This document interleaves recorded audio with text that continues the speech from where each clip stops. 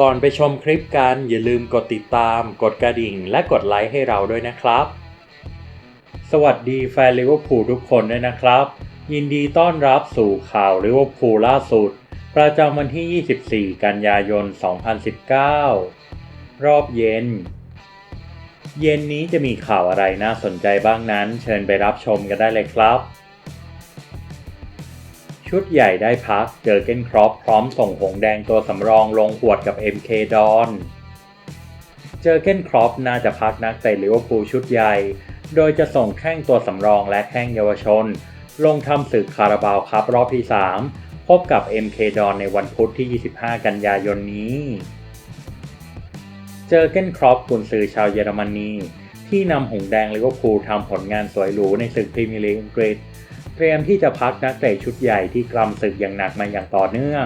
ด้วยการส่งแข้งตัวสำรองและแข้งเยาวชน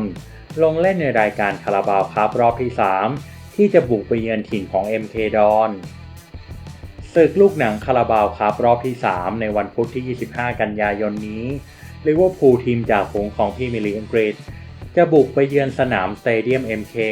ของทีม MK ดอนทีมอันดับที่ 15 ในลีกวันซึ่งก่อนหน้านี้ทั้งสองทีมยังไม่เคยพบกันมาก่อนเลยแม้แต่ครั้งเดียวทางด้านสื่อของอังกฤษคาดว่าเจอเก้นครอปจะพักนักเตะชุดใหญ่อย่างแน่นอนโดยจะส่งตัวสำรองของทีมชุดใหญ่ลงเล่นผสมกับแข้งเยาวชนในชุด U23 โดย 11 ตัวจริงที่คาดว่าจะลงสนามมีดังนี้ผู้รักษาประตูคาอินฮินเคเลเฮอร์กองหลังเดยันลอฟเลนโจโกเมสเจมิลเนอร์และคียานาฮูเวอร์3 กองกลางนาบีเกตาอดัมลาลาน่าและเซอร์ดันชากิลี3 กองหน้าอเล็กออกเล็กแชมเบอร์เลนฮาวิเอเลียตและเรียนบิลสเตอร์เจอเก้นครอปอัปเดตอาการบาดเจ็บของเกตา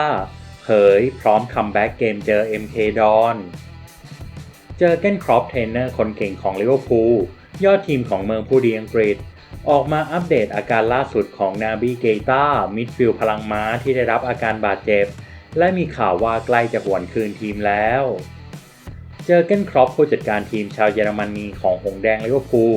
สโมสรชื่อดังแห่งศึกพรีเมียร์ลีกอังกฤษ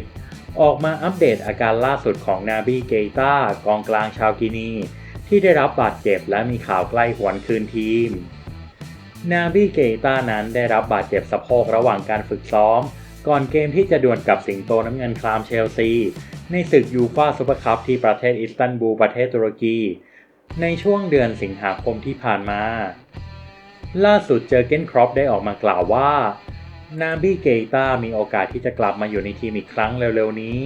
ตอนนี้เขาเริ่มลงซ้อมบ้างแล้วแต่เพียงแค่ไม่กี่ครั้งเท่านั้น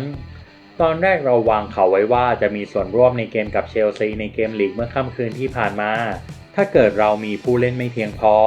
แต่แล้วเกมดังกล่าวเขาก็ยังไม่มีชื่อติดทีมแต่เราคาดหวังเอาไว้ว่าเขาจะได้มีส่วนร่วมในเกมคาราบาวคัพในวันพุธนี้ที่ลิเวอร์พูลจะพบกับมิลตันคีนดอนเจอเก้นครอปบอสใหญ่ของลิเวอร์พูลให้สัมภาษณ์วีแลนด์แนะเจอเก้นครอปเซ็นสัญญาแมดิสันในตลาดหน้าหนาว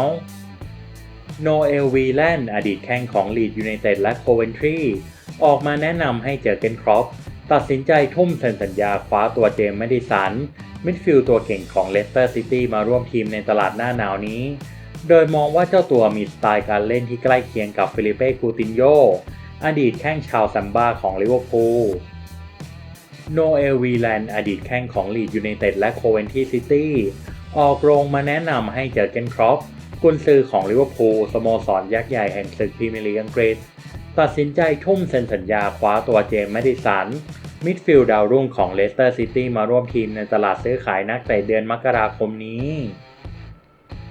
ดาวเตะวัย 22 ปีโชว์ฟอร์มกับทีมเลสเตอร์ซิตี้ได้อย่างยอดเยี่ยม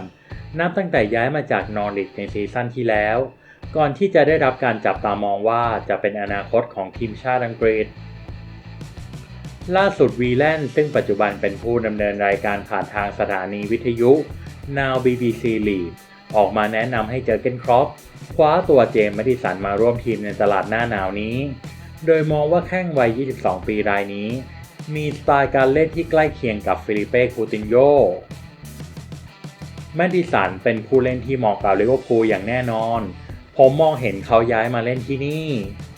วีแลนด์กล่าวผ่านช่วงฟุตบอลอินไซต์เขาสามารถย้ายมาเป็นคูตินโญ่คนใหม่ได้ทั้งสองคนมีอะไรที่เหมือนกันอยู่หลายอย่าง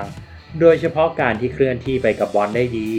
และการจบสกอร์ที่เฉียบขาดตอนนี้เขาอายุยังน้อยและจะกลายเป็นเพชรเม็ดงามที่มีมูลค่าสูงขึ้นเรื่อยๆในอีกไม่กี่ปีข้างหน้า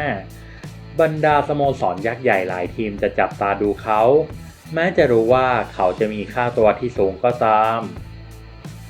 ลิเวอร์พูลจะมีเงินช็อปนักเตะในตลาดซื้อขายหน้าหนาวนี้หลังจากที่พวกเขาไม่ได้ใช้เงินซื้อผู้เล่นมากมายในช่วงซัมเมอร์ที่ผ่านมาซึ่งเจมส์ แมดิสันเหมาะที่หงส์แดงจะลงทุนเป็นอย่างยิ่งโนเอล วีแลนด์อดีตแข้งของลีดส์ยูไนเต็ดและโคเวนทรีซิตี้ให้สัมภาษณ์สำหรับเจมส์ แมดิสันนั้นเขาได้โชว์ฟอร์มสุดยอดในซีซั่นที่แล้วโดยทำไป7ประตูกับ7แอสซิสต์จากการลงเล่น26เกมในพรีเมียร์ลีกอังกฤษ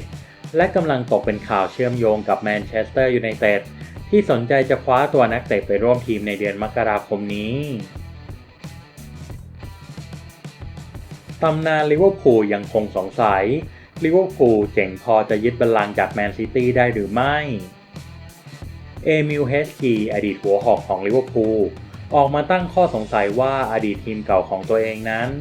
จะสามารถยึดบัลลังก์แชมป์พรีเมียร์ลีกอังกฤษจากเรือใบสีฟ้าแมนเชสเตอร์ซิตี้ได้หรือไม่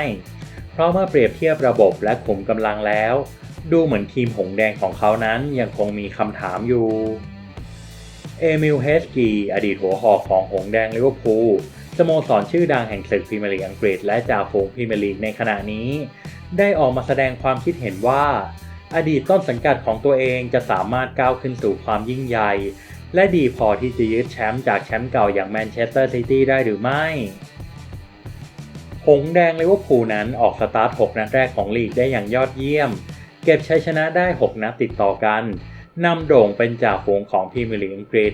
ขึ้นนำแชมป์เก่าอย่างแมนเชสเตอร์ซิตี้ถึง5คะแนนแถมในเกมเมื่อวันอาทิตย์ที่ผ่านมายังบุกไปเก็บ3แต้มจากถิ่นสแตมฟอร์ดบริดจ์ของเชลซีหลังที่บุกไปเชื่อเจ้าถิ่นได้2ประตูต่อ1แต่สัญญาณเตือนจากทีมแชมป์เก่าในเกมวันเสาร์เป็นสิ่งที่ไม่สามารถจะมองข้ามได้หลังลูกทีมของเป๊ป การ์ดิโอลาสามารถบุกเอาชนะวัตฟอร์ดซิตี้ไปได้แบบยับเยิน8ประตูต่อ0โดยเอมิล เฮสกีได้ตั้งข้อสงสัยเอาไว้ว่าลิเวอร์พูลจะเป็นอย่างไรในวันที่ไร้แข้งอย่างโมฮัมเหม็ด ซาลาห์ โรเบโต ฟิมิโนและซาดิโอ มาเน่ลงสนามเป็นตัวจริงหลังจากที่ทั้ง3คนช่วยกันถล่มประตูให้ทีมไปแล้ว11ประตูในซีซั่นนี้หากเรามองดูในแง่ของการเจาะลึกลงไปในทีมแล้วเวลานี้แมนเชสเตอร์ซิตี้คือทีมที่ดีที่สุดเอมิล เฮสกีกล่าวกับออมนิสปอร์ตหากคุณนำผู้เล่นบางคนของแมนเชสเตอร์ซิตี้ออกไปพวกเขาก็มักจะมีคนที่สามารถเข้ามาแทนได้และสามารถทำงานเฉพาะอย่างได้ตามที่ผู้จัดการทีมต้องการให้เขาทำได้แต่กับที่ลิเวอร์พูลถ้าคุณพาซาร่าห์ มาเน่หรือฟิมิโนออกไปมันจะไม่เหมือนกันเลยในขณะที่แมนเชสเตอร์ซิตี้มีการผสมผสานที่ดีกว่าดีวอก โอริกี้เป็นกองหน้าคนเดียวที่อยู่ในม้านั่งสำรองของเจอร์เก้น ครอปแถมเขายังมีอาการบาดเจ็บที่ข้อเท้าขณะที่จอร์จินิโญ่ วานาดุม จอร์แดน แฮนเดอร์สันและเจมิลเนอร์ก็ยังไม่ใช่พวกนักเตะที่ยิงโป้งเดียวปิดบัญชีที่หวังจะขึ้นมาทำประตูในแดนหน้าได้เฮสกีกล่าวเสริมว่าผมคิดว่าแมนเชสเตอร์ซิตี้มีกองกลางที่ดีกว่าผมไม่ได้พูดว่ากองกลางของลิเวอร์พูลไม่ดีนะแต่ผมจะบอกว่าเขามีการผสมผสานที่ดีกว่าแต่ถ้าลิเวอร์พูลพยายามกดดันอย่างที่พวกเขาทำอยู่คุณก็ยังไม่รู้หรอกพวกเขาอาจจะทำได้ดีก็ได้เอมิล เฮสกีอดีตกองหน้าของลิเวอร์พูลให้สัมภาษณ์สำหรับเอมิล เฮสกีนั้นเคยค้าแข่งอยู่ที่แอนฟิลด์ถึง4ปีครึ่งเคยคว้าแชมป์ FA คัพ ยูฟ่าคัพและลีกคัพในสมัยที่เชลา อูริเย่ยังคุมทีมลิเวอร์พูลอยู่กาลาเกอร์เผยจุดอ่อนที่ชัดเจนของลิเวอร์พูลเจมี่ กาลาเกอร์อดีตดาวเตะคนดังของลิเวอร์พูลระบุว่าถึงแม้ตอนนี้ลิเวอร์พูลจะมีผลงานที่สุดยอดแต่สิ่งที่เป็นเหมือนกับจุดอ่อนของพวกเขาก็คือทั้งโมฮัมเหม็ด ซาลาห์และซาดิโอ มาเน่นั้นไม่ค่อยลงมาช่วยฟูลแบ็กเล่นเกมรับ ชี้ถึงแม้การเล่นแบบนี้จะส่งผลดีต่อเกมรุกแต่มันก็ทำให้ฟูลแบ็กต้องแบกภาระที่หนักอึ้งสุดๆเจมี่กาลาเกอร์อดีตยอดกองหลังของลิเวอร์พูลสโมสรยักษ์ใหญ่แห่งศึกพรีเมียร์ลีกอังกฤษกล่าวว่าสิ่งที่อาจจะเป็นเหมือนจุดอ่อนของหงส์แดงในชุดนี้ก็คือการที่โมฮัมเหม็ดซาลาห์กับซาดิโอมาเน่สองปีกคนเก่งของทีมนั้นไม่ได้ลงมาช่วยในเกมรับมากเท่าไหร่ทีมของกุนซือเจอร์เก้นคล็อปออกสตาร์ทฤดูกาลนี้ได้อย่างยอดเยี่ยมด้วยการเก็บชัยชนะในลีกได้ครบทั้ง6นัดจนทำให้เก็บไป18แต้มเต็มนำหน้าแมนเชสเตอร์ซิตี้ทีมในอันดับที่2อยู่5แต้มซึ่งมันก็ทำให้หลายคนมองว่าลิเวอร์พูลในตอนนี้แทบจะเป็นทีมที่ไร้จุดอ่อนไปแล้วลิเวอร์พูลมีการเล่นเกมรุกที่จำกัดแต่ในส่วนของเกมรับนั้นมาเน่กับซาร่าไม่เคยลงมาช่วยฟูลแบ็กเลยแน่นอนว่านั่นเป็นประโยชน์ต่อพวกเขาในแง่ของเกมรุกแต่มันก็ทำให้แผงกองกลางทั้ง3คนอย่างจอร์จินิโย วานาดูมและจอร์แดน เฮนเดอร์สันจำเป็นจะต้องทางออกมาช่วยฟูลแบ็กแทนในบางครั้งและนั่นแหละคือจุดที่คุณจะเล่นงานลิเวอร์พูลได้ฟูลแบ็กของพวกเขาไม่ค่อยได้รับการช่วยเหลือมากเท่าไหร่เจมี่กาลาเกอร์อดีตกองหลังของลิเวอร์พูลให้สัมภาษณ์แล้วแฟนลิเวอร์พูลคิดว่าซาร่ากับมาเน่นั้นควรจะลงมาช่วยเทรนต์กับโรเบอร์ตสันเล่นเกมรับบ้างหรือเปล่าหรือควรจะตั้งใจเล่นเกมบุกของพวกเขาต่อไปอย่าลืมบอกให้เรารู้ในช่องคอมเมนต์ด้วยนะครับและถ้าหากคุณเป็นแฟนของลิเวอร์พูลและอยากจะติดตามข่าวสารของทีมและนักเตะของพวกเราอย่าลืมกดติดตามช่องของเราไว้ผมจะนำข่าวลิเวอร์พูลมานำเสนอให้ทุกท่านได้รับฟังกันทุกวันวันละ3รอบทั้งรอบเช้ารอบบ่ายและรอบดึกอย่างแน่นอนครับอย่าลืมกดติดตามไว้นะครับและฝากช่วยกดกระดิ่งรวมถึงกดไลค์และกดแชร์คลิปนี้ด้วยนะครับนอกจากนี้คุณยังสามารถเข้าไปชมคลิปอื่นๆของเราที่ช่องของเรานั้นยังมีข่าวสารอีกมากมายที่น่าสนใจคุณสามารถกดเข้าไปที่ช่องของเราเพื่อรับชมคลิปเหล่านั้นได้เลยครับขอบคุณครับ